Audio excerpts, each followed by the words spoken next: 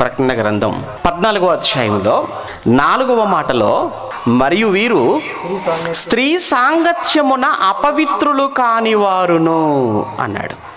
ఇదండి ఈ మాట అపార్థం చేసుకున్నారు. స్త్రీ సాంగత్యమున అపవిత్రులు కానివారును అంటే స్త్రీ సాంగత్యం అపవిత్రం. ఒకవేళ స్త్రీ సాంగత్యం అపవిత్రం అంటే దేవుడు ఎందుకు పెళ్లి చేయాలి? ఆదామును అలా వదిలేస్తే అయిపోయేది కదా ఏదేం తోటలో. లేదు లేదు లేదు, నరుడు అసలు ఒంటరిగా ఉంటే అసలు మంచిదే కాదు అనుకున్నది ఆయనే, ఆపరేషన్ చేసింది ఆయనే, స్త్రీని చేసింది ఆయనే, తీసుకొచ్చి పక్కన నిలబెట్టింది దేవుడే, మరలా ఆశీర్వదించింది కూడా ఆయన. ఏమని? మీరు ఫలించండి, అభివృద్ధి పొందండి, భూమిని నిండించండి, విస్తరించండి అన్నాడు. అంతే. మళ్ళీ అదే పౌలు గారి ద్వారా వివాహము అన్ని విషయములలో ఘనమైనదని మాట్లాడుతూ పానుపు నిష్కల్మషమైనది అన్నాడు. మళ్ళీ వెంటనే మరి అదేంటి? మరి స్త్రీ సాంగత్యం అపవిత్రమైతే మరి పానుపు ఎందుకు కల్మషం కాకూడదు? సాంగత్యం అపవిత్రమైనప్పుడు పానుపు కూడా కల్మషమే కావాలి. కానీ పానుపు నిష్కల్మషమైనది అన్నాడు, వివాహము ఘనమైనది అన్నాడు. అంటే ఇక్కడ స్త్రీ సాంగత్యం అనగానే భౌతికంగా ఆలోచించకూడదు, ఫిజికల్గా ఆలోచించడానికి వీల్లేదు. ఇక్కడ స్త్రీ అన్న పదానికి ఇంకా ఏదో అర్థం ఉంది. ఆ అర్థాన్ని ఆలోచించడానికి బదులు స్త్రీ అంటే స్త్రీయే, సాంగత్యం అంటే సాంగత్యమే అలా అనుకుంటే అలానే అపార్థాలు అయిపోతాయి. అందుకే పెళ్లి కాలేదు, ఎవరిని చేసుకోవద్దు అంటున్నారు. అసలు వివాహమును నిషేధించే వారి గురించి పౌలు గారు ఏమంటాడు అని అంటే, వాళ్ళు అబద్ధ బోధకులు అంటారు.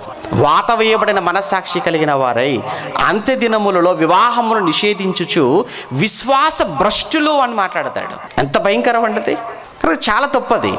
మరి ఇక్కడ స్త్రీ సాంగత్యమును ఎరగని వారు అని అంటే ఇక్కడ ఎవరి స్త్రీ గురించి, స్త్రీ ఎవరు అన్న విషయం మనకు తెలియాలి అని అంటే ఒకసారి అదే ప్రకటన గ్రంథంలో మీరు 17వ అధ్యాయానికి మీరు వెళ్ళగలిగితే మొదటి నుంచి చూద్దాం. ఆ 7 పాత్రలు పట్టుకొని ఉన్న 7 దేవదూతలలో ఒకడు వచ్చి నాతో మాట్లాడుచు ఇలాగ చెప్పాను, నీవిక్కడికి రమ్ము, విస్తార జలముల మీద కూర్చున్న మహావేశ్యకు చేయబడు తీర్పు నీకు కనపరచెదను అన్నాడు.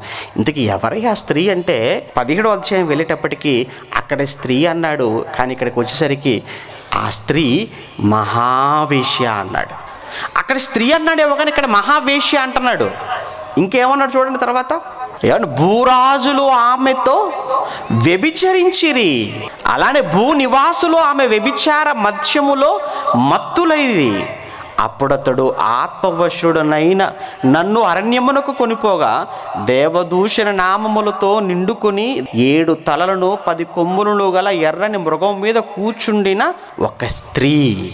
ఆ స్త్రీ ధూమ్ర రక్త వర్ణము గల వస్త్రము ధరించుకొని బంగారముతోను రత్నముతోను ముత్యములతోను అలంకరింపబడినదై ఏహ్యమైన కార్యములతో, చూడండి అక్కడ, ఏహ్యమైన కార్యములతోను తాను చేయుచున్న వ్యభిచార సంబంధమైన అపవిత్ర కార్యములతోను నిండిన.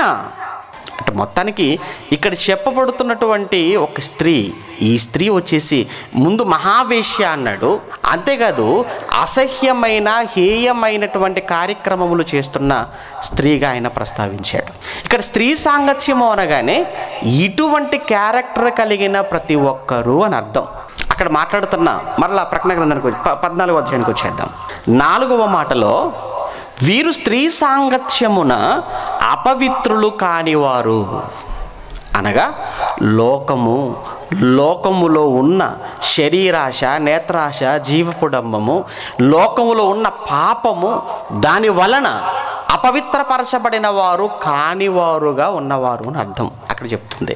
ఆ ప్రకటన 17లో 4వ వచనాన్ని, ఇక్కడ 14లోని, ఇక్కడ మనం మాట్లాడుకుంటున్న 4-5 వచనాలలో ఉన్న ఆ స్త్రీతో సాంగత్యము లేనివారు అని అర్థం ఇక్కడ. అంతేకాని స్త్రీ సాంగత్యం అనగానే ఏమంటే స్త్రీ పురుషుల కలయిక గురించి మాట్లాడుతున్న మాట కానీ కాదు అది. అదే అని అనుకుంటే, అది నేరం అనుకుంటే వివాహం కూడా నేరం అయిపోతుంది. కానీ ఇక్కడ చెప్తున్నటువంటిది చాలా తప్పుగా అపార్థం చేసి చాలామందిని వివాహానికి దూరం చేసేసి, మీరు ఇలా ఉంటేనే ఆ 1,44,000 మందిలో ఉంటారు, అలా ఉంటేనే అత్యంత పవిత్రులుగా ఆయన ఉన్నటువంటి పరలోకానికి మీరు వెళ్ళిపోతారు అని లేని కాని మాటలు చెప్పి అమాయకులను మోసం చేస్తున్నారు, మోసపోతున్నారు.